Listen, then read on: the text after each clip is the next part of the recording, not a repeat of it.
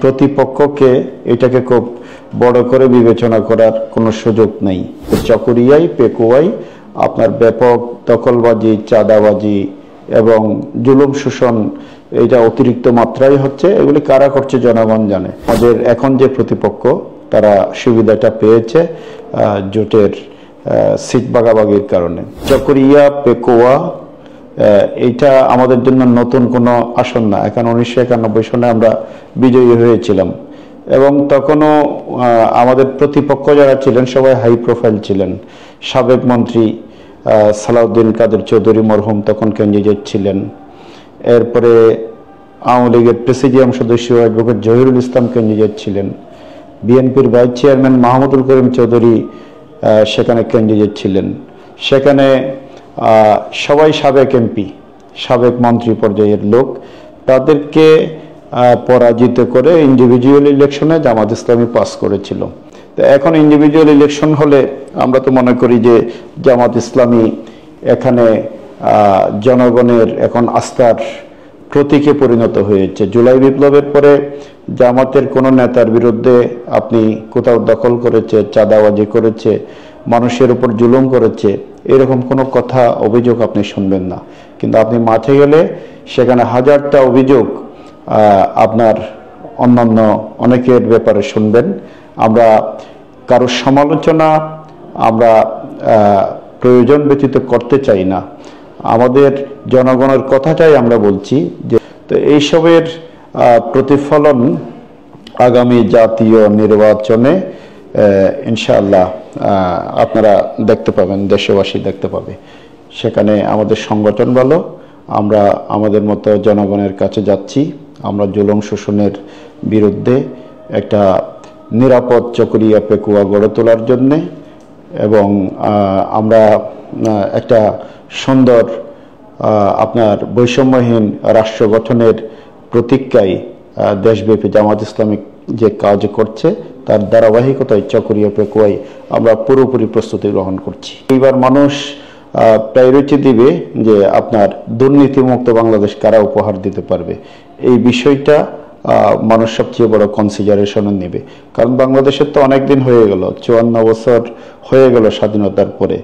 আমাদের অনেক রিসোর্স আছে, আমাদের প্রাকৃতিক সম্পদ আছে, আমাদের সমুদ্র আছে, আমাদের প্রাকৃতিক গ্যাস আছে, আমাদের গার্মেন্টস আছে, আমাদের শ্রমবাজার আছে, জনশক্তি আছে, সমুদ্র বন্দর আছে, আমাদের পাহাড় আছে, আমাদের নদী আছে। কিন্তু বাংলাদেশ এখনো তৃতীয় বিশ্বের উন্নয়নশীল একটা দেশ। এর কারণ হচ্ছে অসৎ নেতৃত্ব। অতীতে যারা দেশ পরিচালনা করেছেন তারা মানে তাদের ব্যাপারে খোঁজ নিলে দেখবেন যে এবারে যে আমাদের রাজনৈতিক নেতারা দুর্নীতিগ্রস্ত ছিলেন।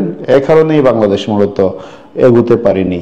বাংলাদেশকে সামনের দিকে এগিয়ে নিয়ে যাওয়ার জন্য সৎ নেতৃত্ব দরকার। এই সৎ নেতৃত্ব জামাত ইসলামের হাতে আছে। সেই হিসেবে দুর্নীতির বিরুদ্ধে জনগণ জামাতকেই বেছে নেবে, এইটাই আমি মনে করি। আমি আল্লাহর শুকরিয়া আদায় করছি। দীর্ঘ এক যুগের বেশি সময় আইনি লড়াইয়ের মাধ্যমে জামাত ইসলামী তার সাংবিধানিক এবং গণতান্ত্রিক অধিকার ফিরে পেয়েছে, অর্থাৎ নিবন্ধন এবং একই সাথে প্রতীক হিসেবে দাড়িপাল্লা ফিরে পেয়েছে। এজন্য আমি আমাদের আইনজীবী এবং আরও যারা দীর্ঘ সময় এর সাথে কাজ করেছেন সকলকে কৃতজ্ঞতা এবং ধন্যবাদ জানাচ্ছি। আমি বলতে চাই আমাদের নিবন্ধন ছিল, আপনার জামাত ইসলামী প্রায় পার্লামেন্টে আপনারা দেখেছেন প্রতিনিধিত্ব করেছে। আমরা একটা নিবন্ধিত বৈধ গণতান্ত্রিক রাজনৈতিক দল, অন্যায়ভাবে আমাদের নিবন্ধন কেড়ে নেওয়া হয়েছিল। তো আলহামদুলিল্লাহ আজকে নির্বাচন কমিশন মহামান্য সুপ্রিম কোর্টের নির্দেশনা অনুযায়ী আমাদেরকে নিবন্ধন ফিরিয়ে দিয়েছে এবং প্রতীক হিসেবে দাঁড়িপাল্লা আমাদেরকে ফিরিয়ে দিয়েছে। এজন্য ইলেকশন কমিশনকেও আমরা ধন্যবাদ জানাই। আমরা আশা করি 2026 সালে যে জাতীয় নির্বাচন হবে, এই জাতীয় নির্বাচন একটি সুষ্ঠু, অবাধ এবং নিরপেক্ষ হবে এবং সরকার এ লক্ষ্যে প্রয়োজনীয় সংস্কার সাধন করে নির্বাচন আয়োজন করবেন। আমরা জামাত ইসলামী জনগণের আপনার যে সকল মৌলিক দাবি রয়েছে এবং জুলাই বিপ্লবের পরে একটা বৈষম্যহীন সমাজ রাষ্ট্র গঠনের জন্য, একটা গণতান্ত্রিক বাংলাদেশ গঠনের জন্য কাজ করে যাচ্ছে। জনগণ মনে করে যে অতীতে বড় বড় সকল রাজনৈতিক দলগুলো দেশ পরিচালনা করেছে, একবার জামাত ইসলামীকে সুযোগ দেওয়া উচিত।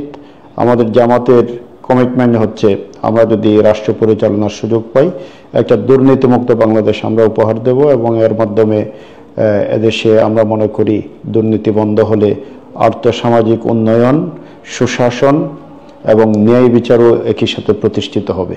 ধন্যবাদ।